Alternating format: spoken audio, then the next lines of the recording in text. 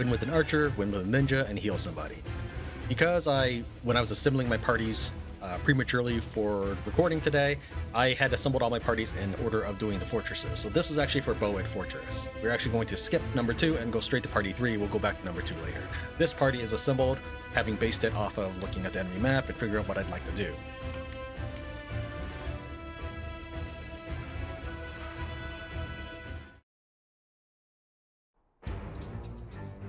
You best start talking, old man.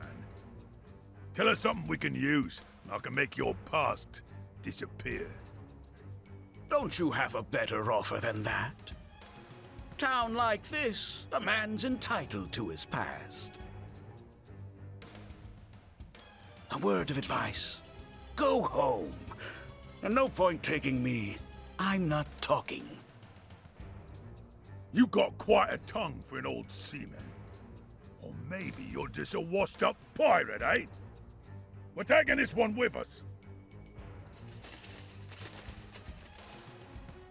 Resistance forces spotted! What? What are they doing out here?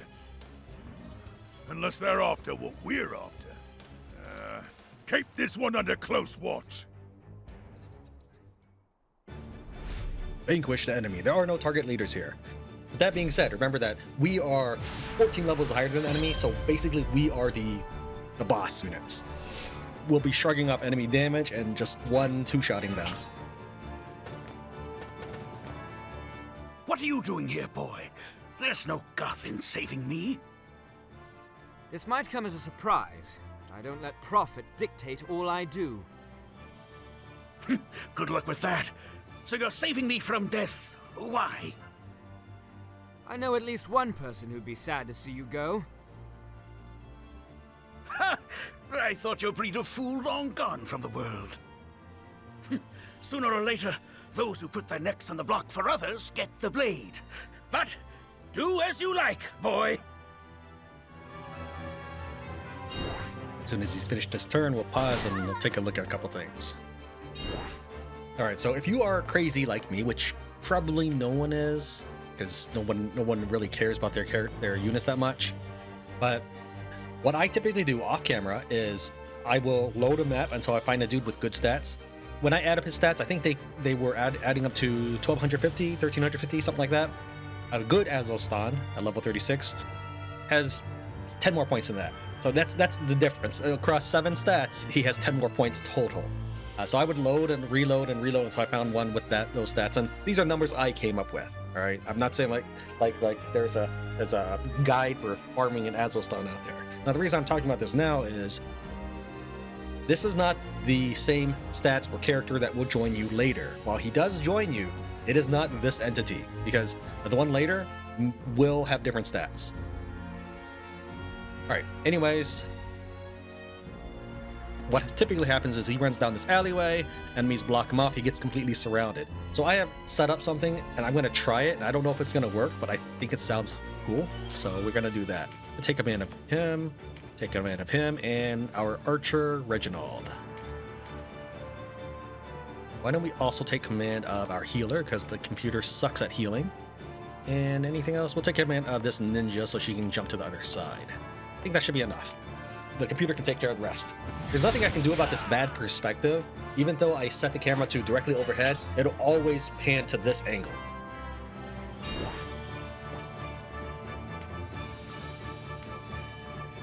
Anytime I set Denam in the back of a formation, it's likely because the cutscene will involve him moving out of the unit.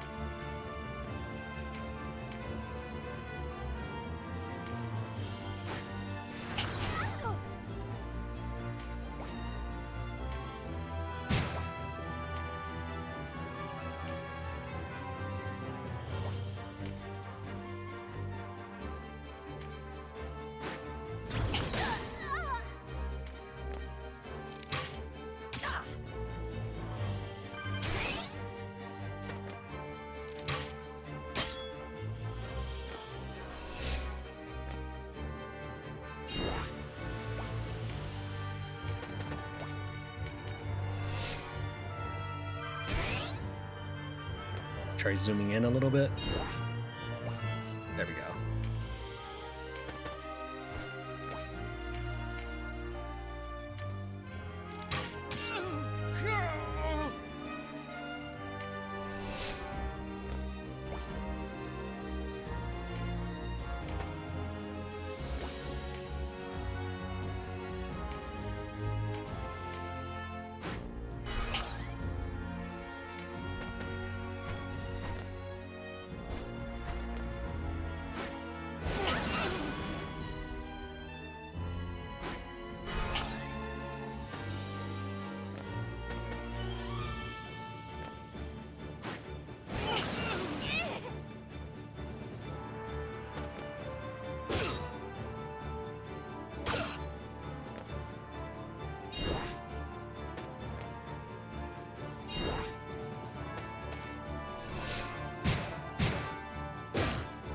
I just love looking at a bunch of wall.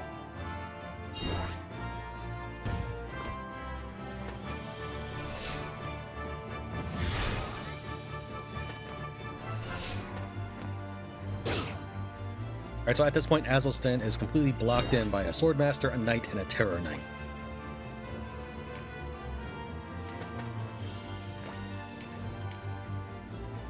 Down to less than half his hit points.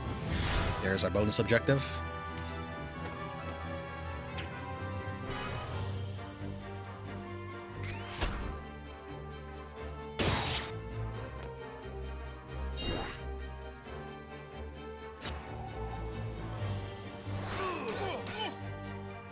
Cherry Rond will actually hit your teammate.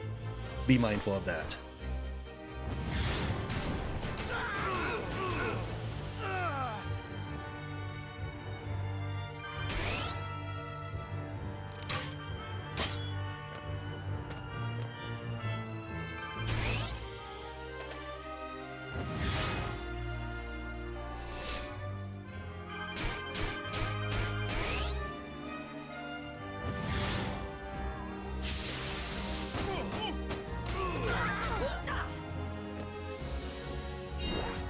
Alright, now that we have the mana,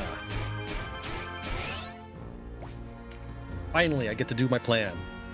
Well, it looks like the swordsman died at some point, but we can springboard him and up this building! Yay! Okay. Totally useless for me because, you know, I have a level 50 lich here and everything, but if you happen to have springboard, which is unlikely because you'd have to do the Palace of the Dead first, that seems like a really cool way to rescue Azelstan.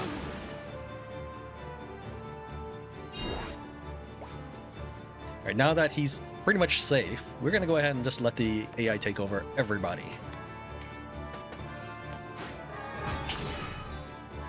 Except maybe the cleric? I think I'll take over the cleric. I had 4 characters to give AI control to, so that was still a more economical decision rather than going one by one. The computer just cannot handle clerical duties. I don't know why.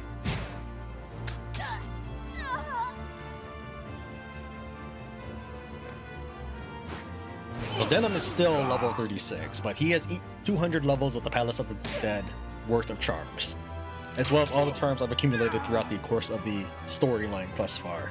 I've given every charm gem, doesn't matter what it is. Intelligence, resistance, avoidance, agility, all of it, even mana. One of the reasons is Denam, in your storyline battles, Denam is a must. He is a unit that has to be deployed. You don't want a weak sauce dude there. Otherwise, you're basically short one deployment unit.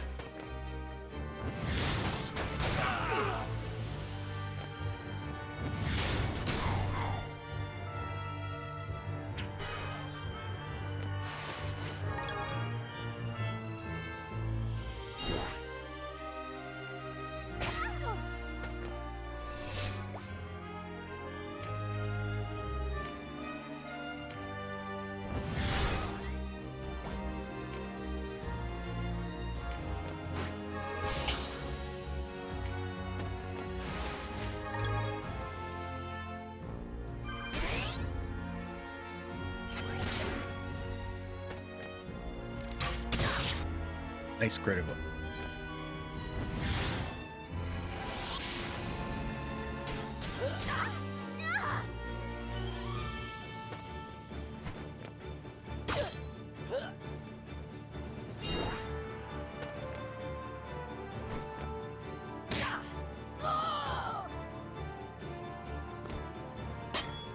So I looked at the results of the last video, and only 15 views.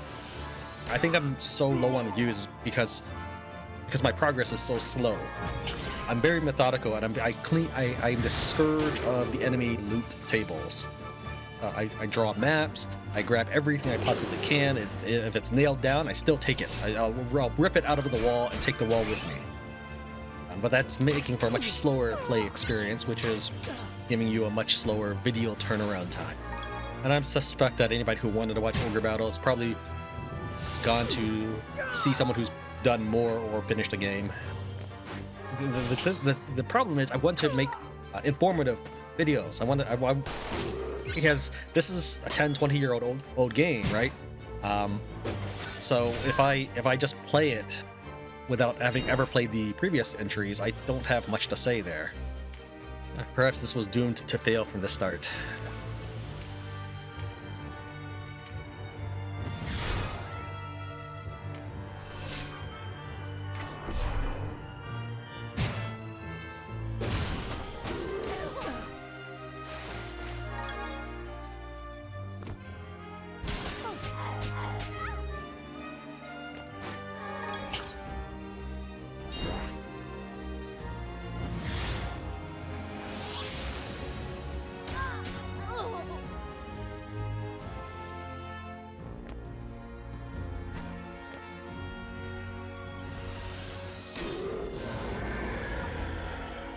You all right, Captain Azelstan? I'll live. I just as soon not owed you that, though. And don't call me Captain.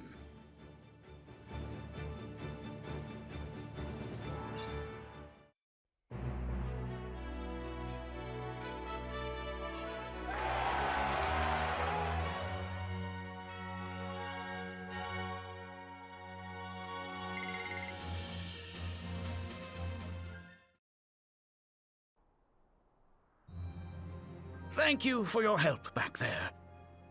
I don't think that got you any closer to the pirate's graveyard. Best be running back to your friends, boy. Rough seas tonight.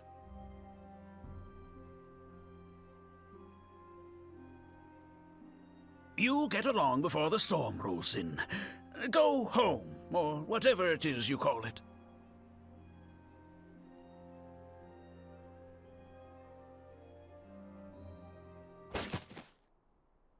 Hey, now.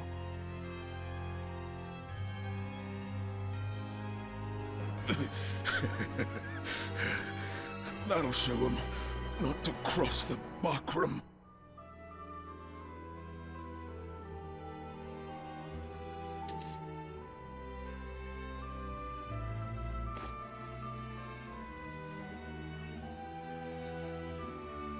Smarts, don't it? Don't worry. The pain won't last. Don't you be afraid. You're gonna see your mama real soon.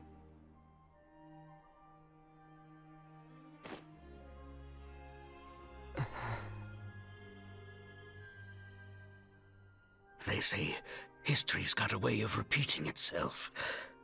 That's the second little girl I've lost to war. Thought things would be different on land. You got an explanation for this, boy? You know what killed this little girl? Couldn't even speak if she saw something. Why'd she have to die? Lives taken without reason. That's the world we live in. You know that as well as I. All I know is stealing and killing. I'd shed a tear for the girl if I weren't guilty of worse myself. Azelstan... Don't you call me that. Then you decide who you are, or you'll be stuck here, waiting for another bolt for your own back. As for me, I'm going to do what I can to make sure this doesn't happen again.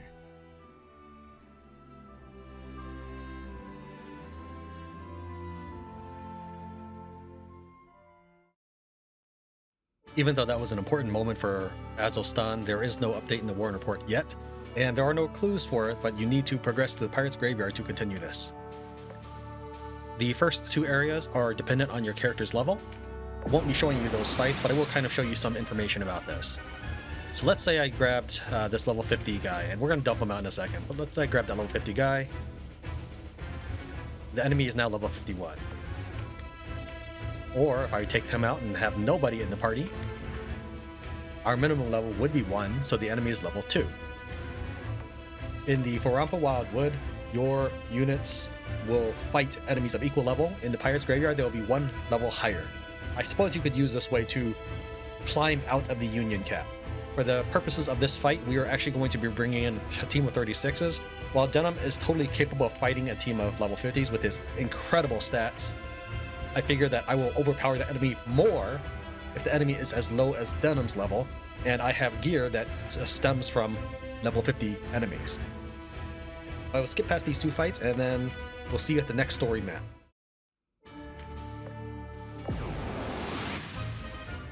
Win with a ninja and restore your HP.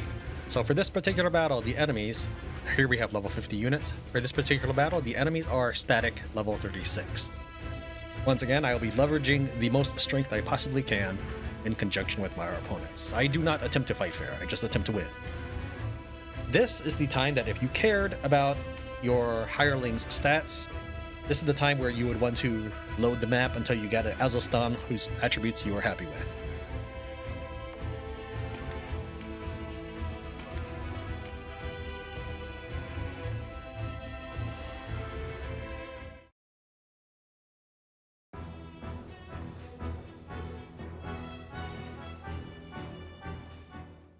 There's no end to the creatures in here. It's going to be tough. Speak of the devil.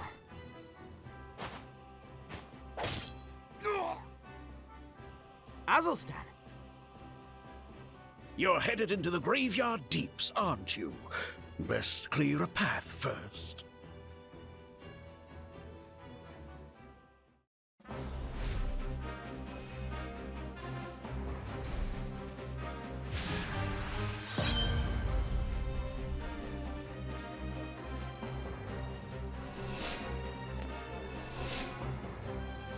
Why have you come? Enough time for flapping lips later. We've got bigger fish to fry. You hated war. That's why you abandoned your ship, threw away your sword. What made you change your mind? I said later. Keep your eyes on the enemy. Let your gaze wander, and your life will be a short one.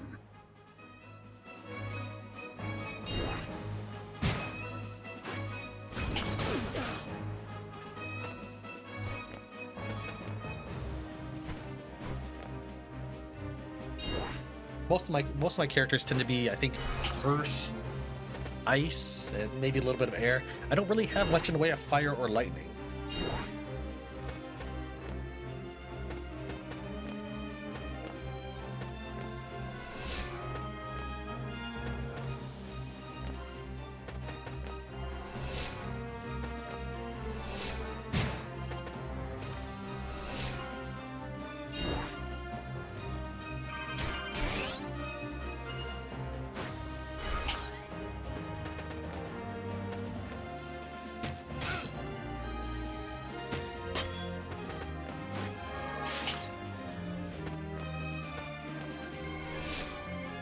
So at the conclusion of this battle, Azelstan will join you and he will get an update to his war and report.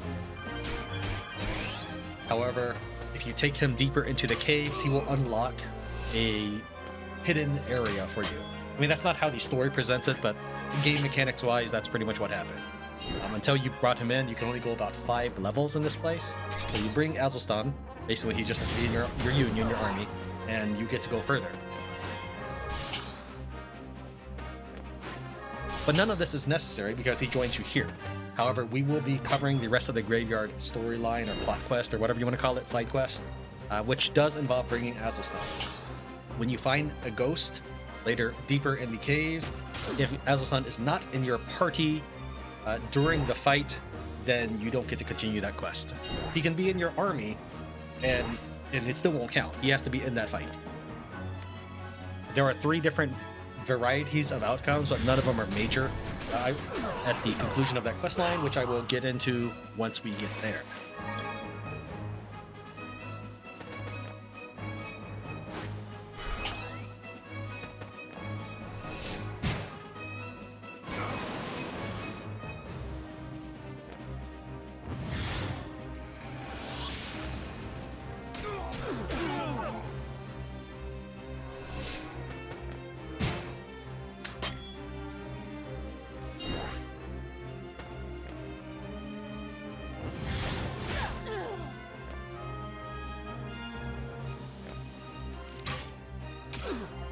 And finally, there is one other notable event in this cave.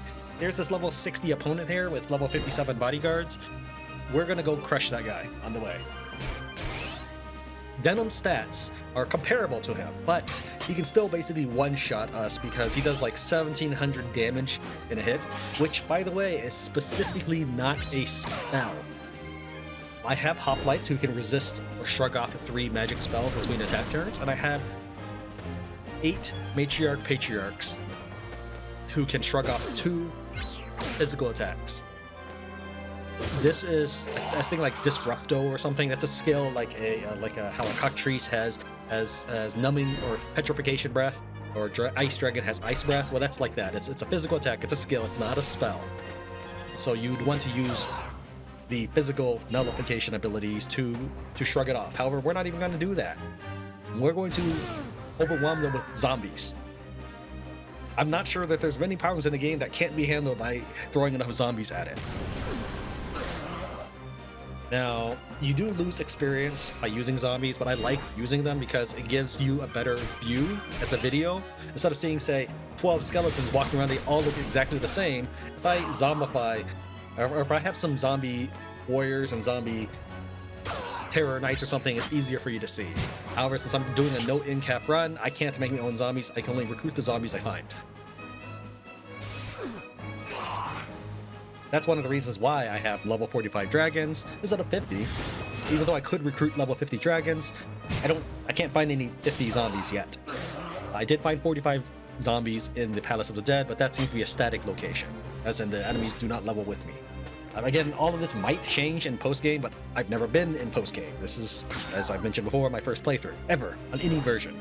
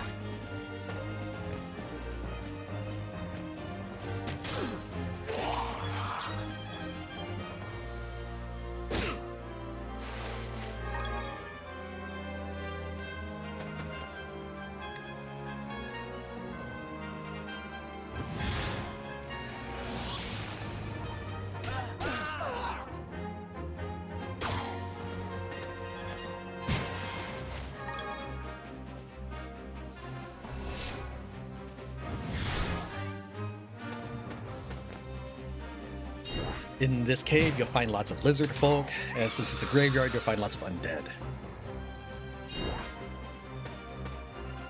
It's a fairly short cave. It looks a little more intimidating once you've unlocked the back entrance. After doing the Palace of the Dead, everything seems short in comparison, I suppose.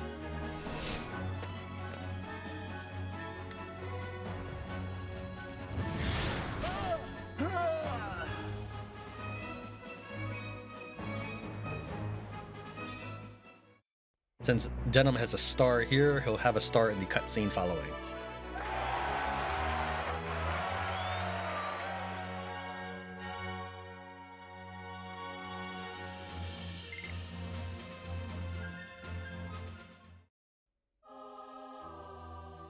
I know what I'm about now. Finally. To the landlocked, a pirate is nothing more than a scoundrel. An outlaw who takes gold and lives. The landlocked can keep their precious laws. The sea is free. Upon her waves, all are one people. If you ask me, it's them who are the scoundrels. Runway, Balbatos, Brenton, dung heaps, the lot of them. I'm a pirate. I know no other life. But there's things you can see from the crow's nest you can't see from the ground. Might be I can see some landlocked injustice invisible to your eyes. Might be I can save something you didn't know needed saving. Boy, take me with you. I can help you right this land. And right new laws. You say you'll end this war. I would have it be my last. If that's your decision. You might have taken the high road, risen above the bloodshed. But I'm already in it up to my boots. Come to think of it, we're not so different. You raised Justice's flag on high with red-stained hands, boy. But I don't need the young ones to walk in my wake. The sea is good. The sea is free. But a fertile field, that's the good life, eh? I find this conversation so weird. I understand that the impetus for this was losing that little girl, who shall forever remain nameless, but I think I'd rather have him had spoken about that instead of whatever diatribe this just was. Perhaps I'm just extra dense, because I have no emotions. Then let us end this war together. Ha! Good choice.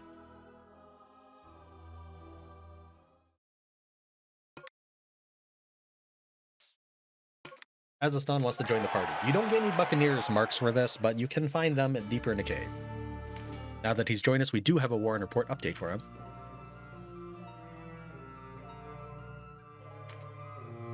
After his daughter was slain in battle, he put his plundering days behind him. Went on to lead a life of debauchery at Port Omish, until the ravages of war compelled him to take up his blade once more.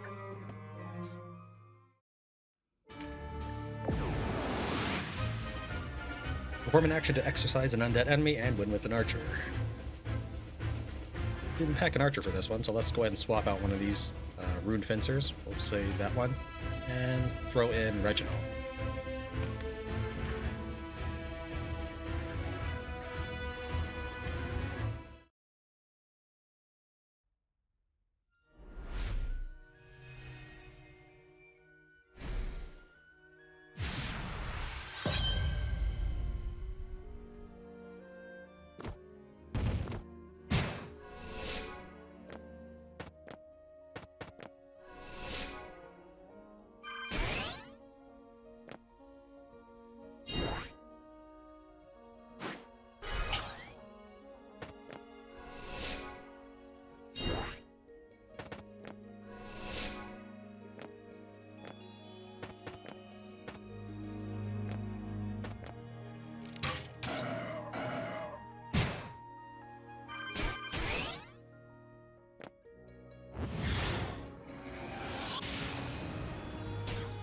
The enemies here are level 36, so in this event we brought in level 50 soldiers to decimate them. We can see that there are two liches here that, if you wanted to, you could invite them in to join your army. As I mentioned earlier, I think I'd rather have rune fencers than promote them to lich, though. I just value the hit points more.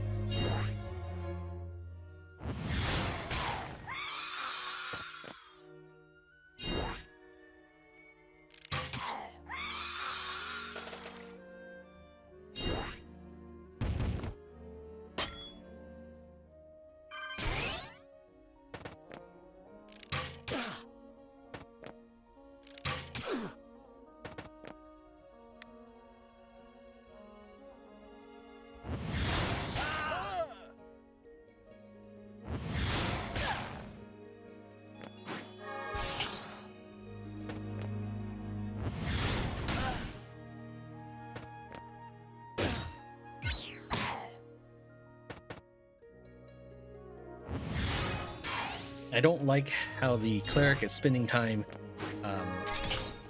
healing the enemy rather than exorcising the fallen. So we're gonna actually take control of her for. As soon as the game lets me, I hit right click a long time ago. It only lets you interrupt at the beginning of someone's next move, so it finishes the resolution of everything that it was currently doing, and then it begins the priming of the person's next turn, so whatever auto skills they may have.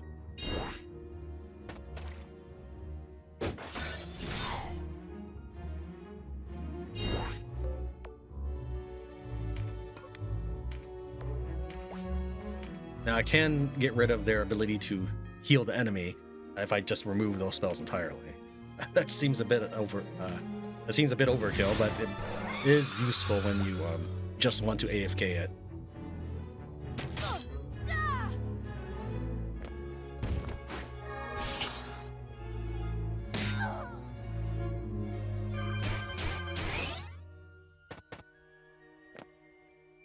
Seriously? You have mana, right? Why did you do that? Let me see here. You have mana? Okay, you don't. Alright, I'll accept it.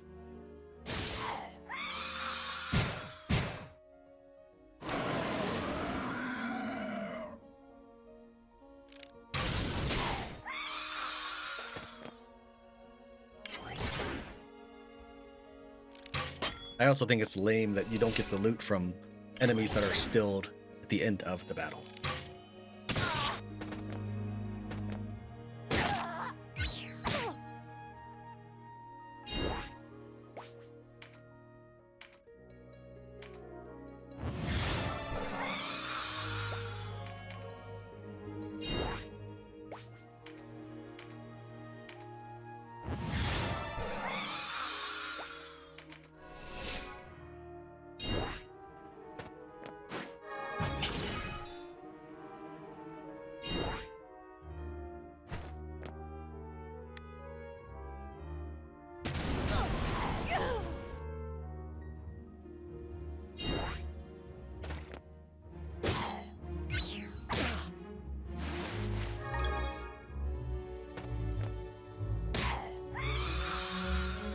You need mana, dude.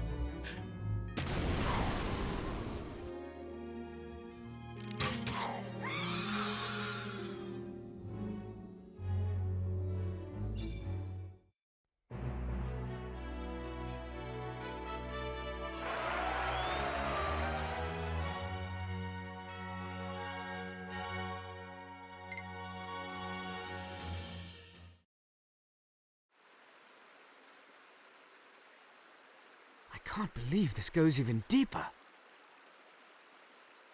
The flow of the streams has changed since last I was here, but it shouldn't pose a problem. Well, boy, what will it be?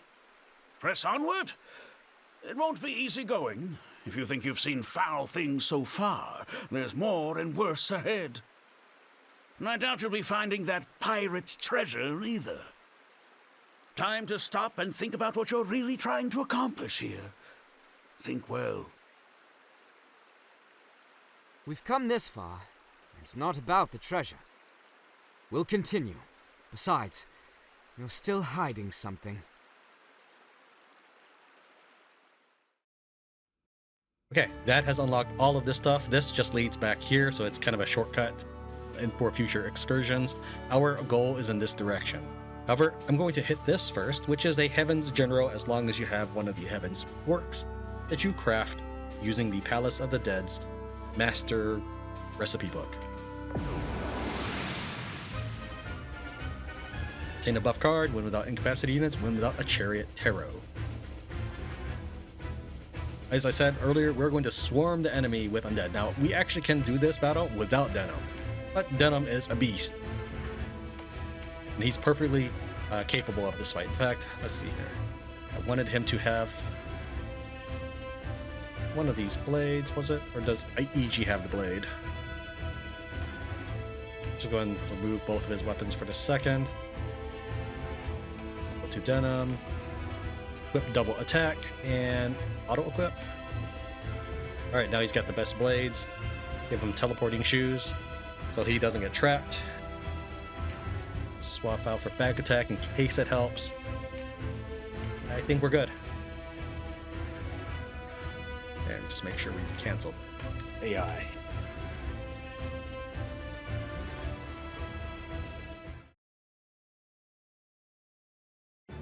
For this battle, you have to vanquish all of the enemies, not just the boss.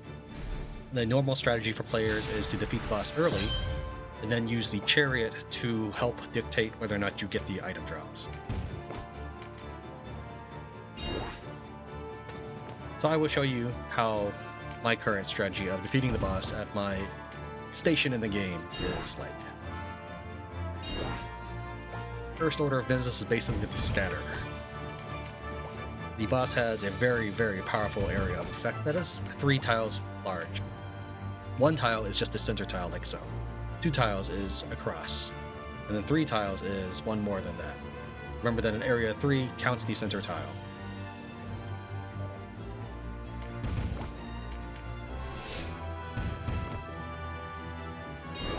The enemy sidekicks are level 57, and the boss is 62.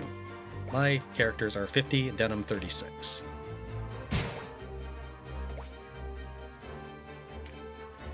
We just move forward 2 steps.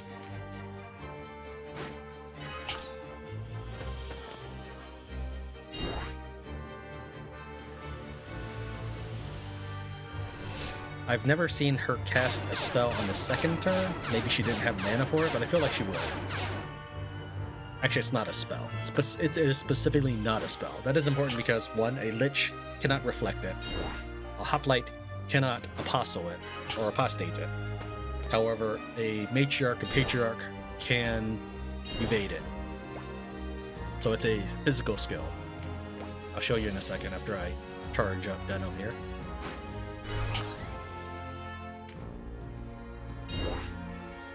Alright, so if we take a look at our opponent, we can see that they have a Disruptio, which is a fire-based skill, and their stats are roughly 250, 260. Denam's stats are roughly 270, 260.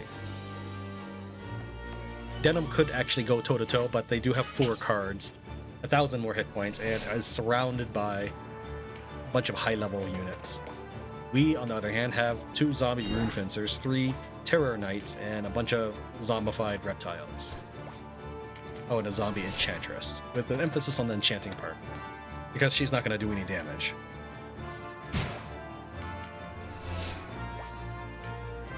The bulk of the work will be done by Denam.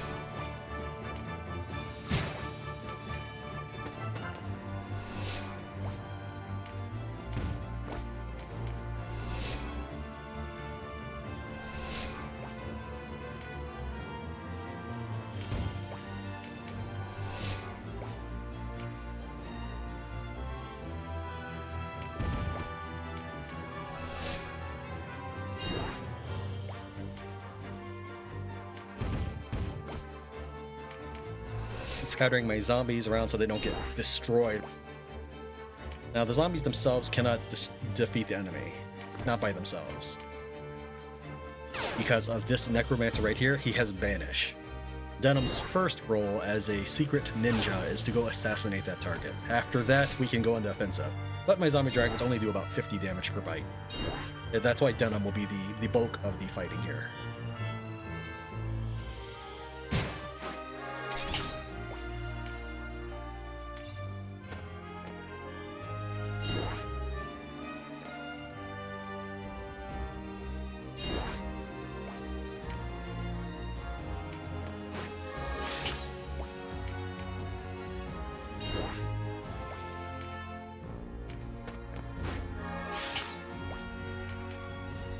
My rune fencers, since they're zombified, cannot cast divine magics, such as a boon of swiftness or heal. Even if they had an exorcism sword, basically an item, you know how my wand of airs give me impure charge? Well, I have these swords that cast exorcism. They can't even use that.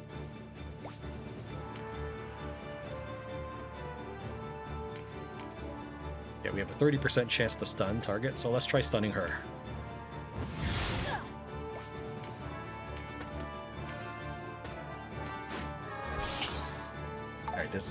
Okay, that was gonna hurt, but she stumbled. That's surprisingly good. However, she's going to cast that spell eventually, and it's gonna hurt when it does happen. That's why all of my units are undead.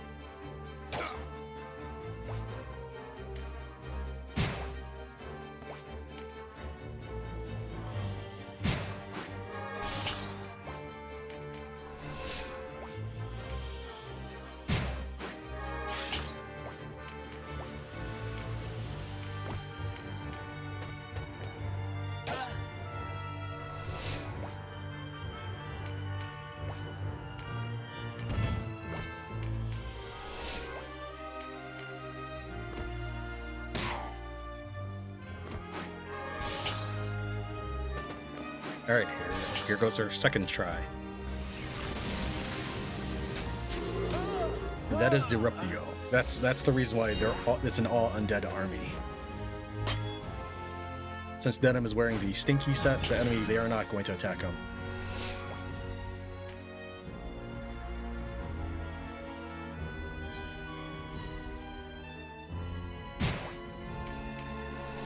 If there was no one else on the battlefield, I believe they would pursue him.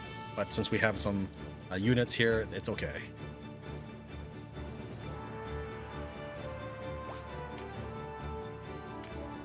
How much damage did you do? 37? Yeah, that's amazing.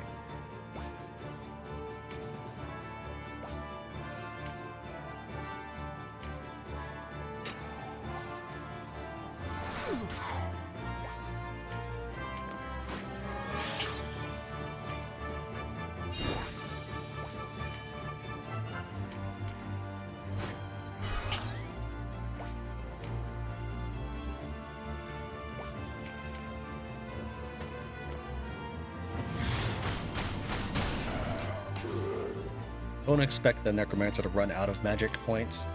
He's basically going to be fed mending salves all day long.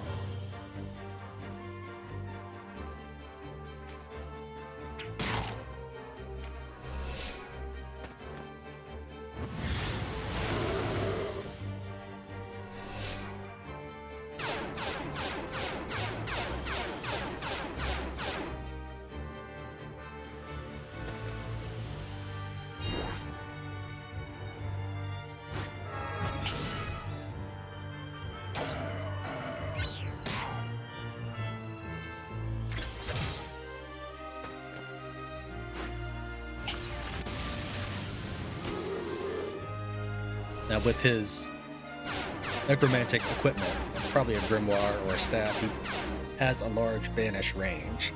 So if I don't kill him this turn, he's probably going to banish my Hawkman right there. Obviously that's not what we...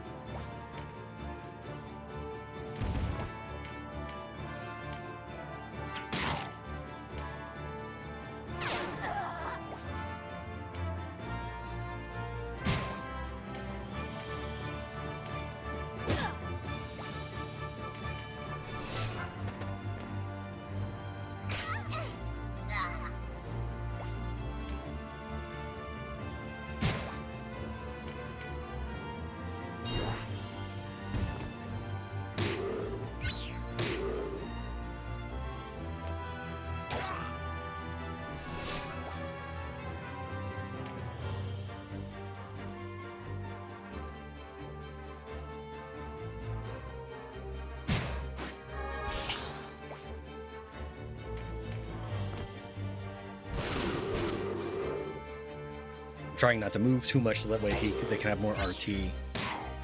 Potentially warp around to where they're needed to terrify them. Alright, so this is Denam's one chance to kill this guy.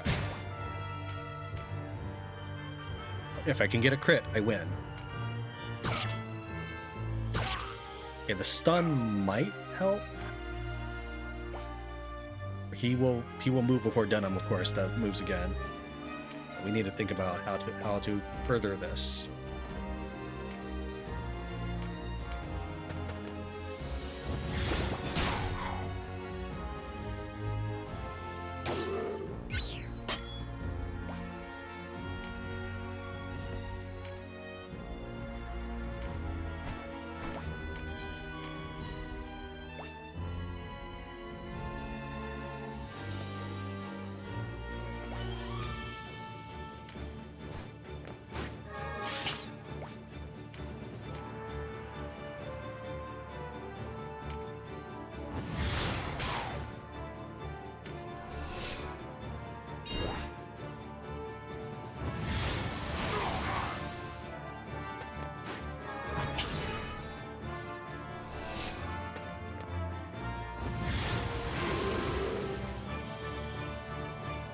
We're just gonna have to hope that he stumbles.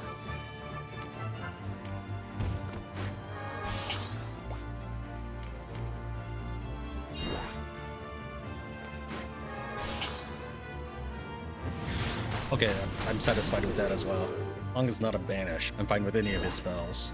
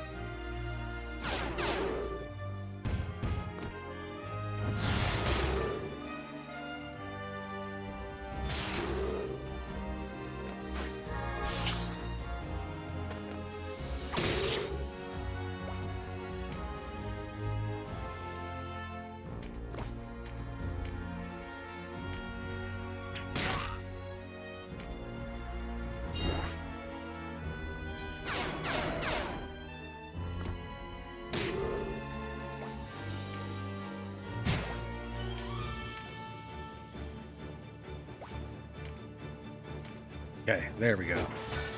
With that, we've locked in our victory. As long as not all the zombies fall at the same time, they will not pursue Denam, and as long as Denam doesn't stray into an area of effect ability, he will not get attacked. What I'm going to do is I'm going to take manual control of Denam, and I'll let the undead run amok.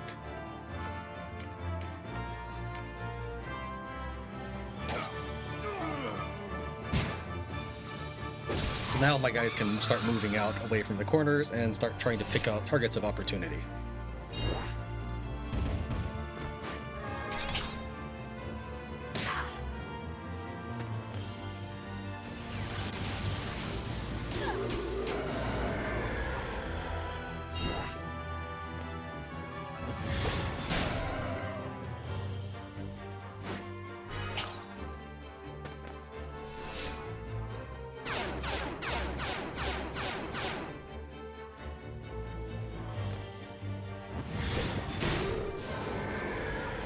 I would like it if this Terror Knight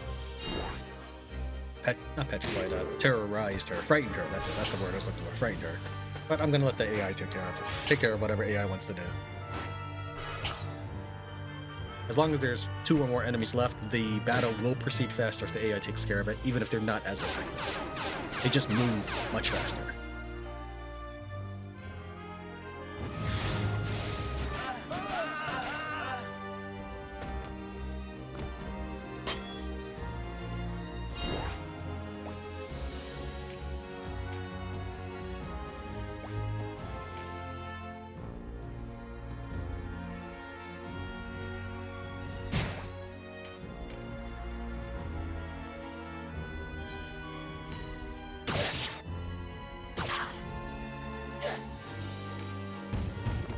Normally by this point I would have 2 cards, but I only managed to pick up the one on the way in.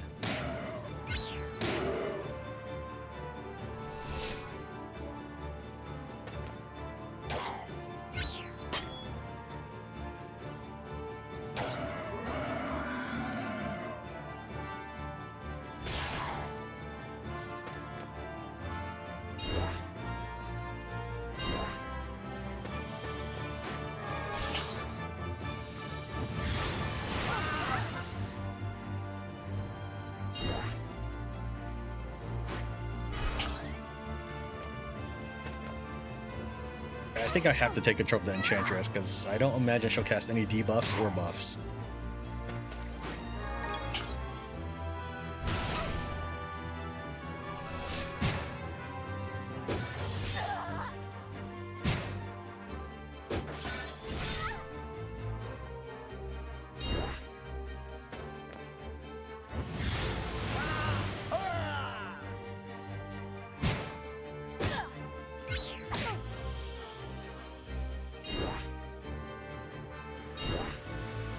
had 2 Hawkmen, I could manually fly them to the far corners of the map.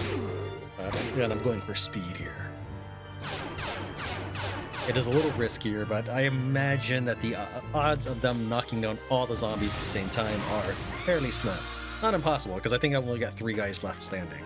And the enemy can definitely take down 3 of them.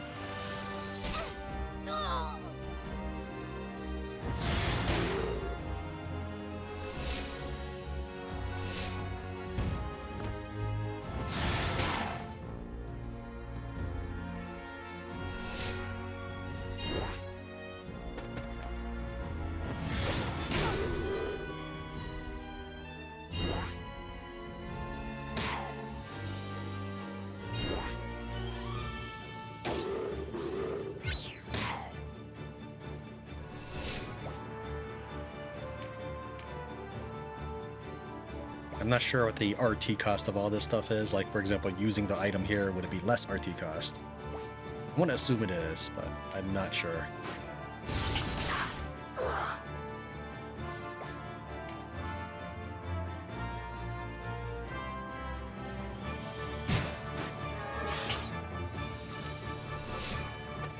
I was able to confirm that the higher your intelligence, the better your artifacts' abilities are. So it is related to the user's intelligence. Magic scores.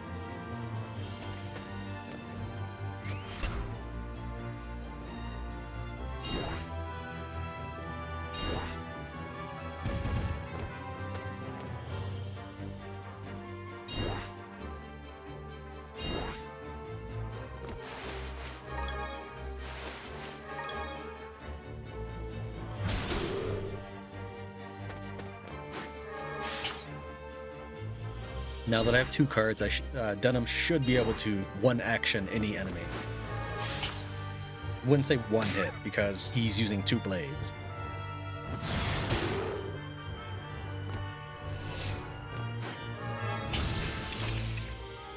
Well, that was ridiculous.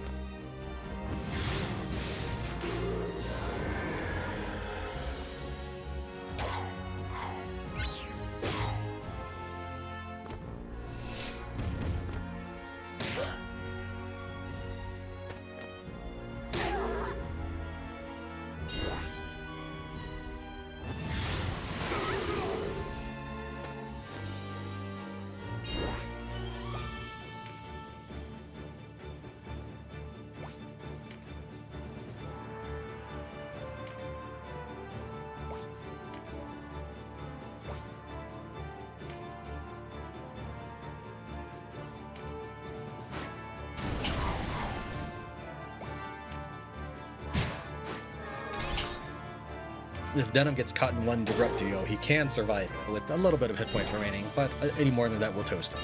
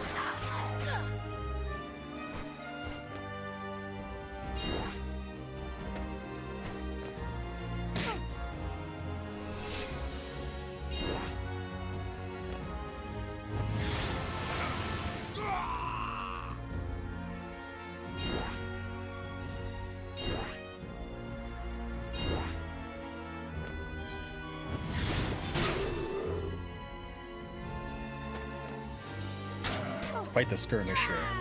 Denam had to extend himself all the way into the enemy territory to defeat that Witch King. Now he's got to return here to defeat her. He's picked up 3 cards on the way. Can't reach her right now.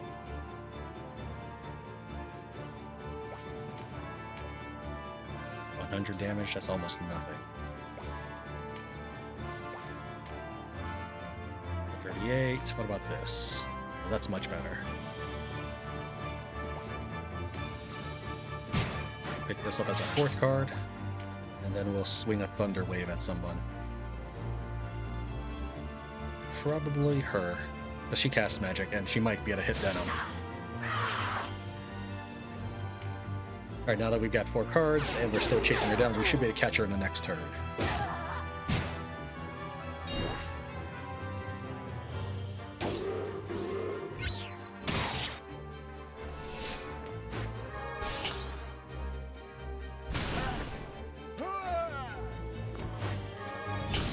See 2 of my units still up besides Denam, the octopus and the dragon. I'm looking at the blue health bars.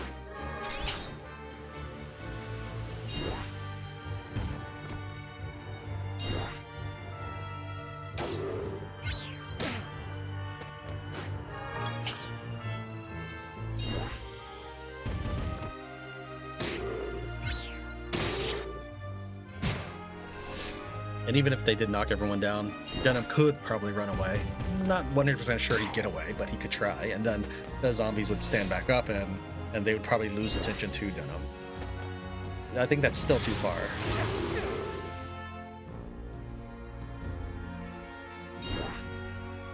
Now she's playing keep away with him.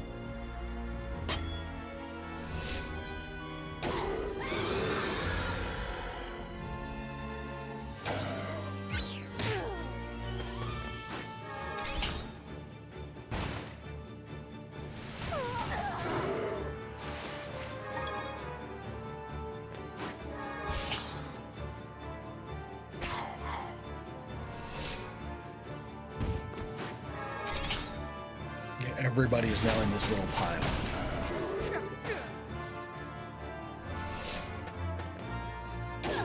Okay, she moved closer.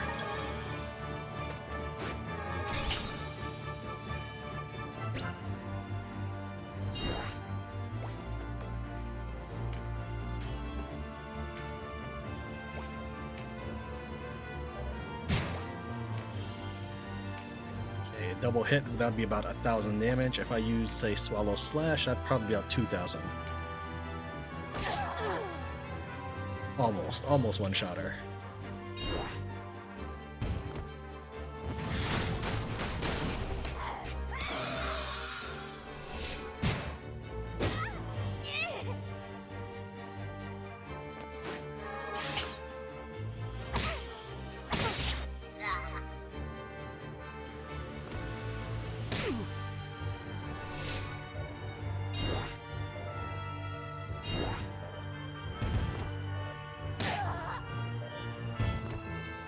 Trying to zoom in here, game, but I probably have to interrupt to zoom in.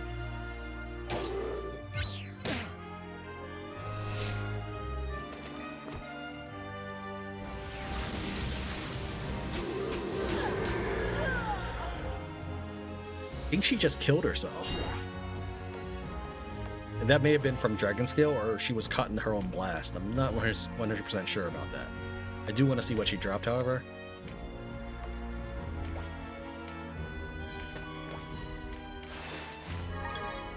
Okay, she dropped her artifact weapon. That's good.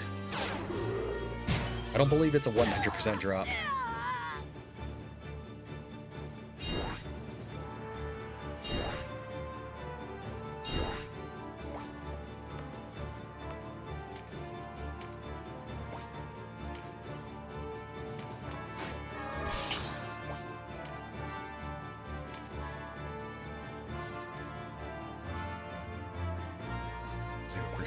I guess we'll just spell charge. Do we need line of sight for this? No. And we'll turn off hit point bars. It's getting way too messy here. I can't see anything.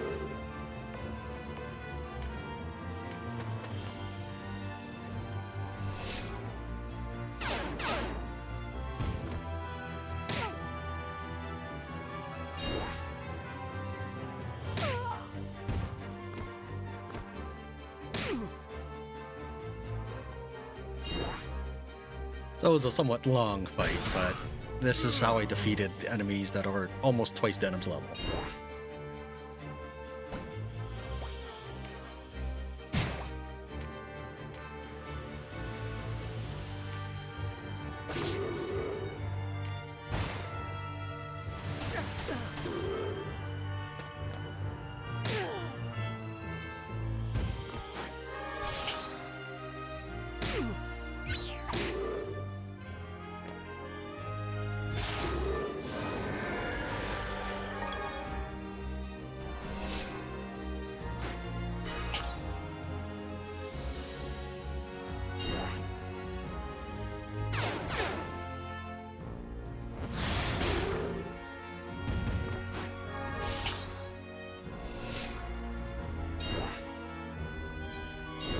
One thing to keep in watch is he also has Dragon Scale, so now we will just ignore him until it goes away.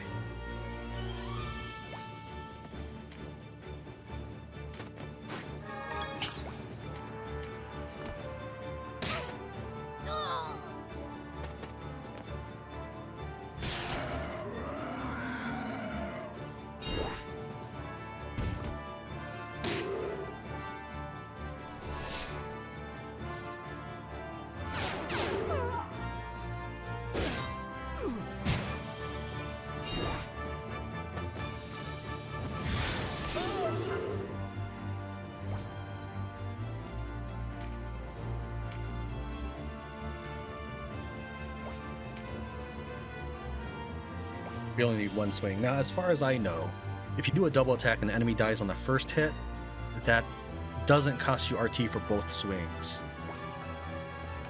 He's got 15 RT. I guess we could try to calculate it out. Alright, so the swing of this is 26 RT. We'll do a double attack. I should kill him on the first swing anyways.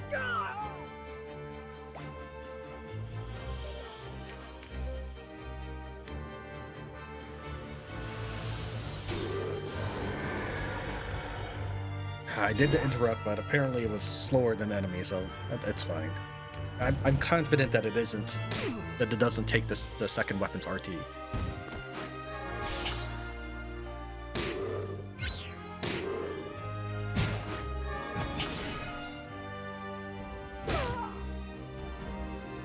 Now, I was able to load Denam up on a lot of mana, but even if he didn't have mana, for whatever reason, he does have double attack. It's like a free finishing blow. I mean, mana-wise, it still costs you quite a bit of RT. But if a finishing move costs maybe 30 RT, two weapons swinging is also about 30 RT.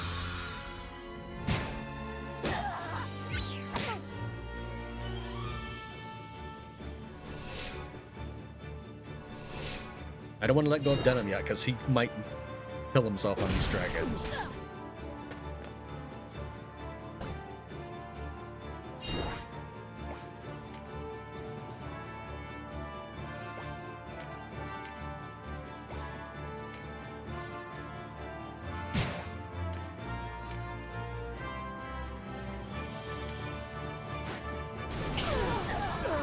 Casting a summon spell, like, well, not necessarily, a summon or ninjutsu on top of dead bodies, I believe also targets those dead bodies, so some shots would be wasted.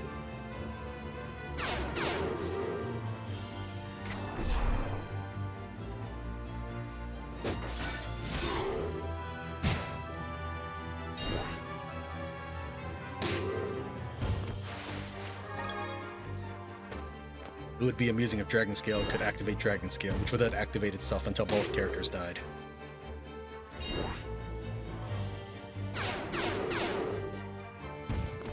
Now, Juggernauts do have an ability to remove enemy active skills, but I don't have any zombie Juggernauts right now.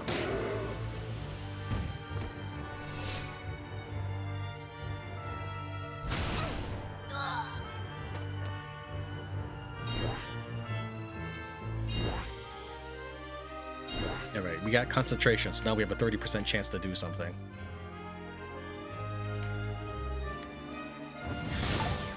Still a miss. That's fine. It was a 30% chance. It was more than nothing.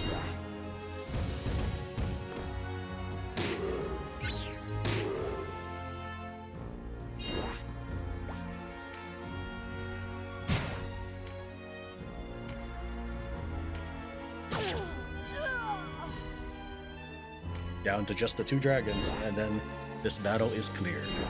Which was a completely optional battle in the scheme of things. Not that the Pirate's Graveyard was mandatory anyway, so I guess this is an optional of a subquest? An optional of an optional dungeon? Don't know the best way to describe it.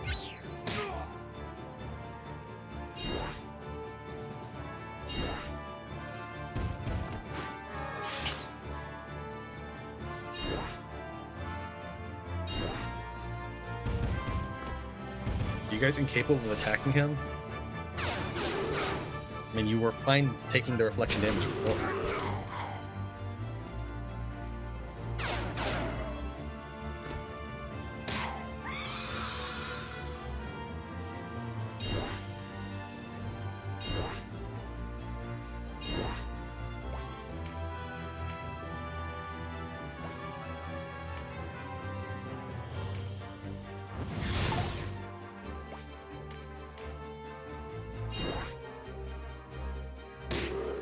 He will still serve as an impenetrable roadblock.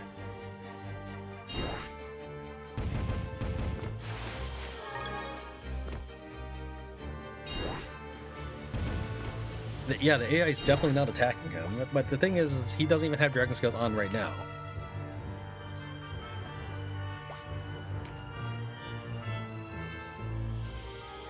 I don't think this guy does either. Let me double check that, because I don't see the star on him. We'll go ahead and do major damage to him instead of major... I mean, I could finish him off, but I want to do the major damage while I can.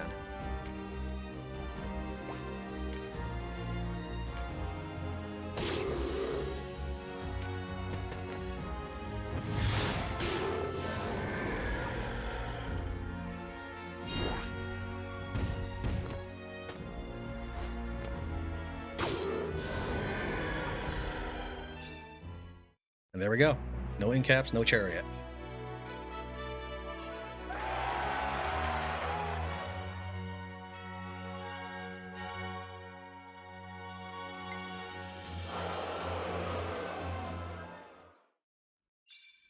New title earned, Slayer of 2. All that means is each of the Heavenly Generals has a number 1 through 12, so you get a title for everyone you defeat. Let's head on to the next area, and I'll see you when we get to the next quest objective. Before we resume, let's take a look at the dungeon in its entirety. This is where we started. And then we brought Azelstan over here, where he opened up the rest of the dungeon. This is where we fought the super boss, and now we are at this fort. You can complete both maps, but as far as the video goes, this is the only storyline-based map we need to worry about. This as deep as it goes? Ah, the welcoming party's arrived. Who defiles our sacred ground? Sacred ground? What's this? I feel a draft from up ahead. There's something beyond here, isn't there? Might be. Leave. Leave here at once.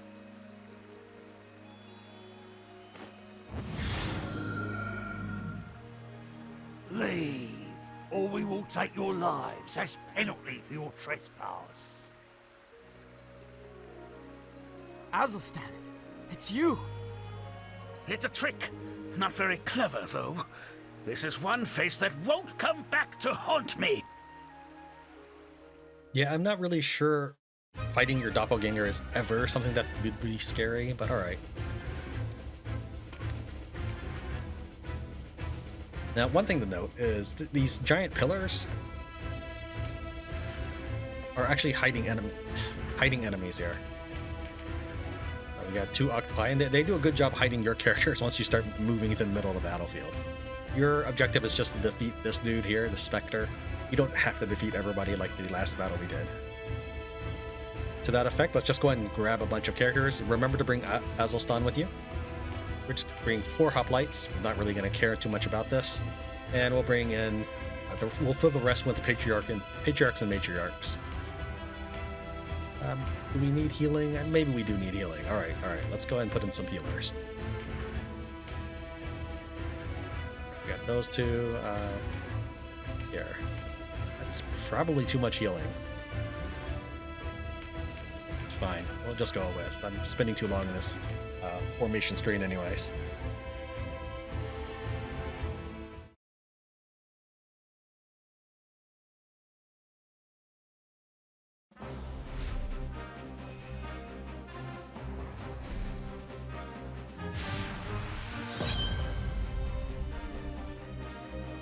We'll go ahead and assume control of Denam and try to just decapitate the leader here.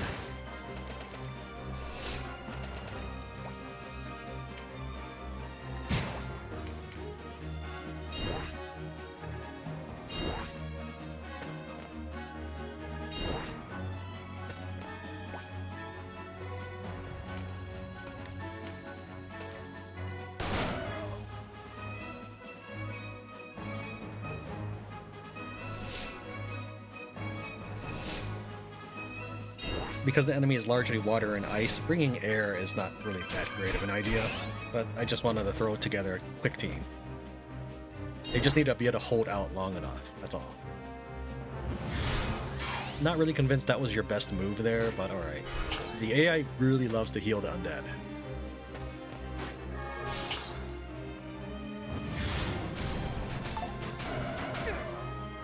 You couldn't have targeted any other tile to accomplish attacking the octopus.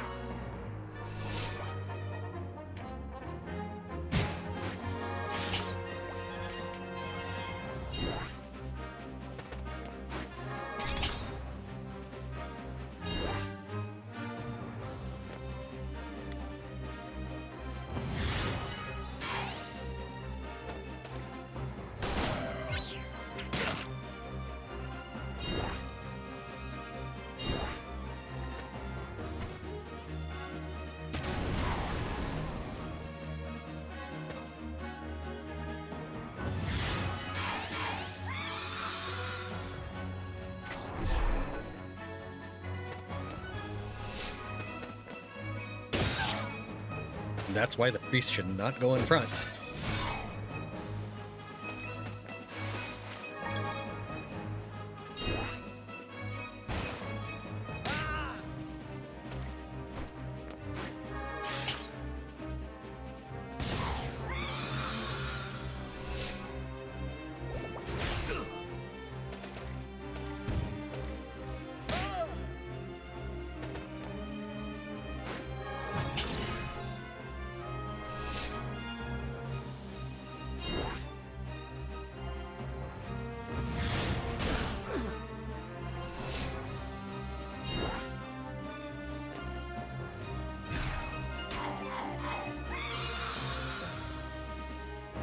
For the matriarchs and patriarchs, I actually deliberately left them with the only finishing blow, or the last level 40 finishing move for the cudgel, to prompt them to move closer, given their skill set.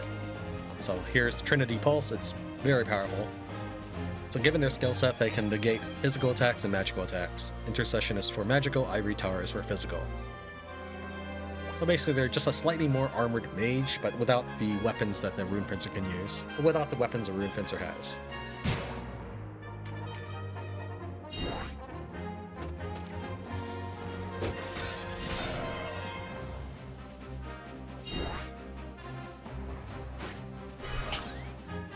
Of course you wouldn't heal Azelstan, why would you?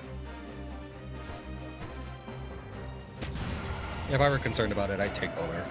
It's fine. I'm one turn away from attacking the boss. I'm going to assume I can one-shot him.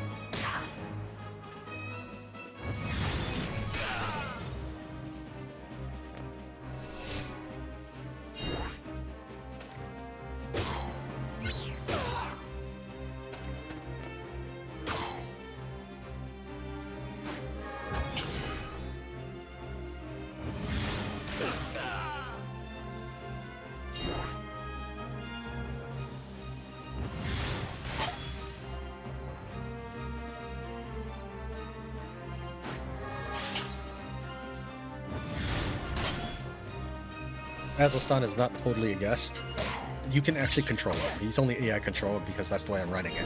And you can even change his class to something else if you're having trouble keeping him alive.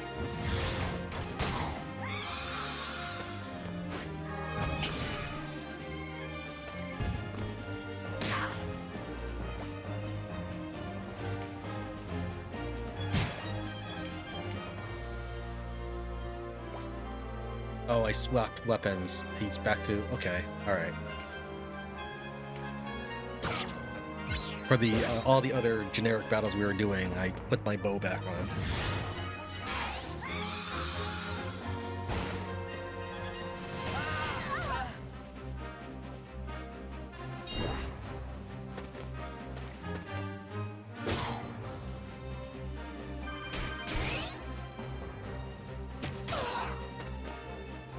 Okay, well, this is the first take of this map, so if we get to a second take, then I will re-equip my other katana.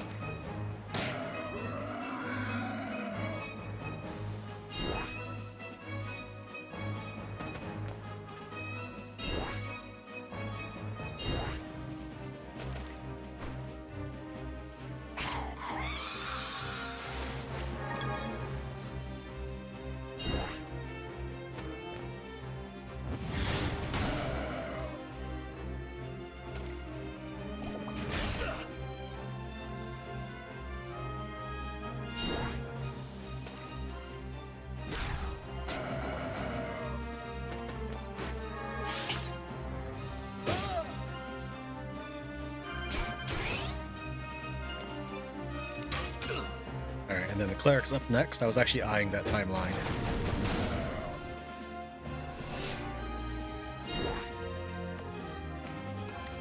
I mean, there's a fair possibility the AI would have healed him, but we're not going to chance that.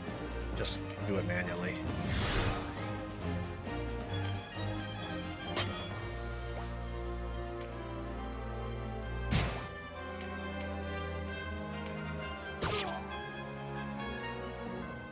Oh, pain! Endless pain to those who defile the sacred ground. Oh.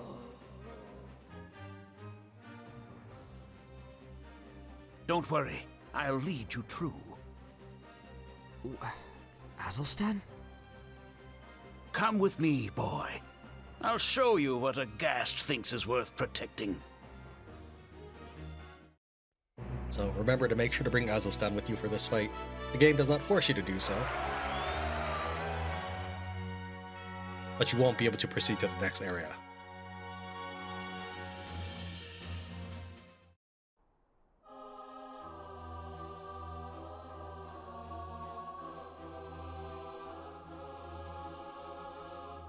What is this place? This is their sacred ground. Well, more of a dead end than anything. You see that chest of coins there? Take it. Better than going home empty-handed. Okay. If you say this is the treasure, you are in what I call the neutral resolution, which will then allow you to take the treasure as a chaos resolution. If you say, I cannot take this, you'll be lawful, and you will not have any further options to take the treasure. We are going to pick number 2, but at the end of this I will show you what the treasure is and what the consequences of taking it are. I can't take this. This place is no treasure trove. It serves another purpose, though I cannot say what.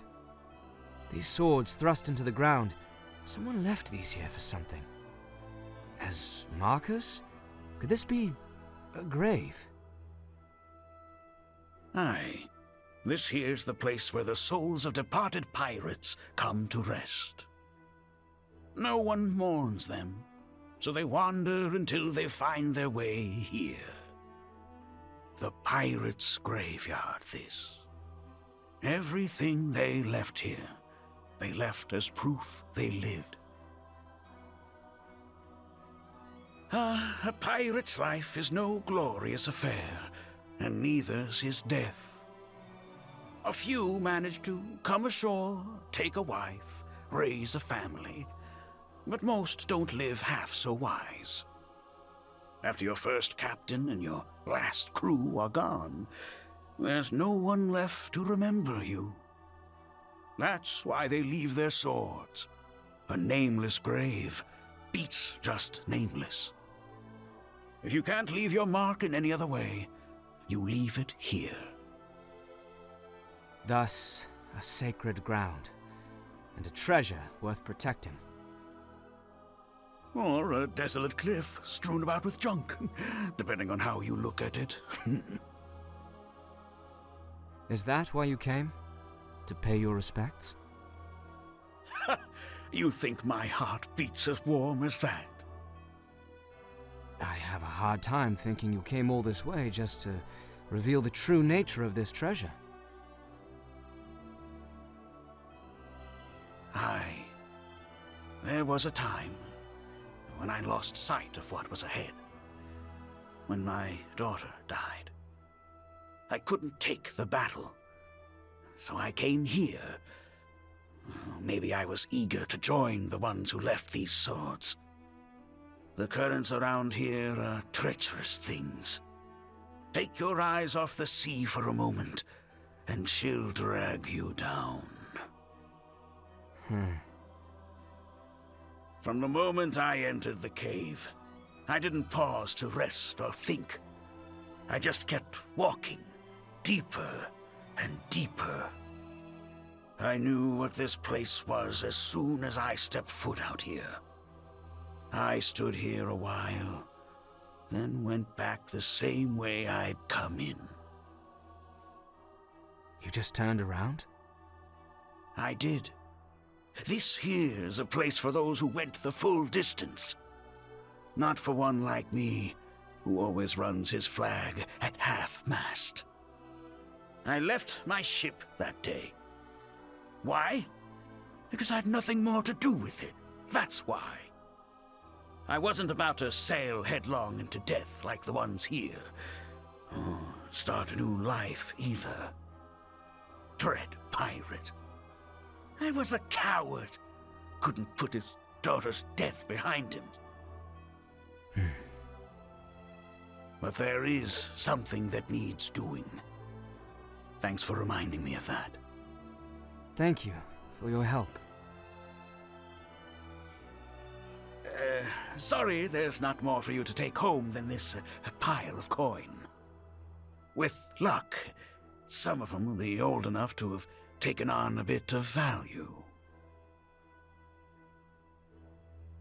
Even so, these things aren't for anyone to use, least of all for war.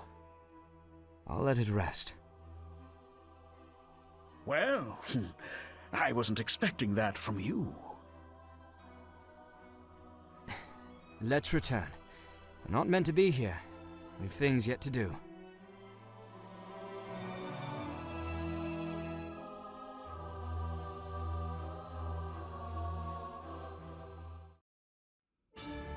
He who treads holy ground. You get a different title if you take the treasure.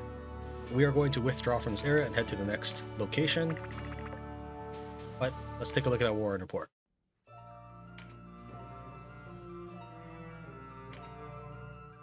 He led Denam into the depths of the pirate's graveyard and revealed the secret of its treasure. Now, I assume the game wants you to leave it behind.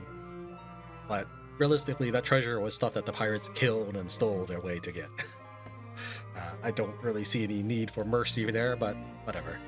The game gives you better rewards, in a way, for not doing so, for not taking it. Time for the last fortress. We head to Boed Fortress, where the Bakram Liberation Front was, and where we fought with the Dark Knights for the first time. Win with the Dragoon and obtain a buff card. Now the enemy is level 36. Not so for my troops, but this will be another one-sided slaughter.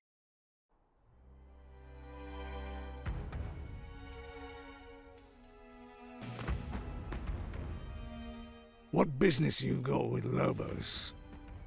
On second thought, it matters not. You see my hideout, you have to die.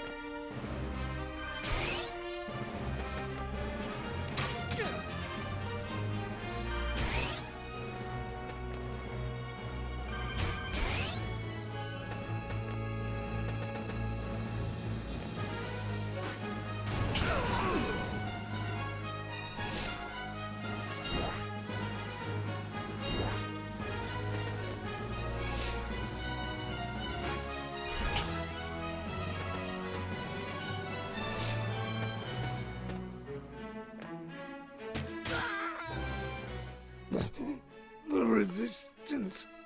Well, you never knew.